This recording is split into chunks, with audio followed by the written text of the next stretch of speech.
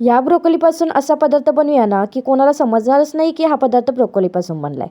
तर सर्वात पहिल्यांदा काय करायचं, ब्रोकोली चिरून घ्यायची स्वच्छ धुवून आणि त्यानंतर मग एका मिक्सरच्या भांड्यात ते घालून घ्यायचे आणि त्याच्यासोबत 3-4 मिरच्याही घालायच्या आणि मिक्सरला बारीक करून घ्यायचं. आता व्हिडिओ दाखवल्याप्रमाणे बारीक झालं ना की लगेचच बारीक चिरलेली कोथिंबीर त्यात घालून घ्यायची. 1 वाटी गव्हाचं पीठ, 1 चम्मच बेसन, चवीनुसार मीठ, जिरा पावडर, हळद आणि थोडासा चवीपुरता चाट मसाला घालायचा. त्याच्यामुळे कशी टेस्ट छान येते.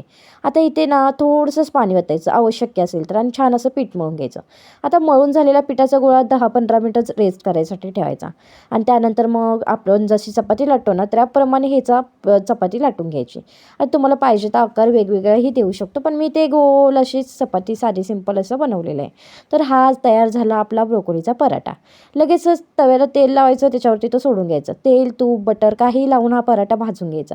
आता मस्त सर्व पराठे झाले ना की लगेचच दह्यासोबत आपल्याला पाहिजे त्या सॉससोबत खाऊन एन्जॉय करायचे.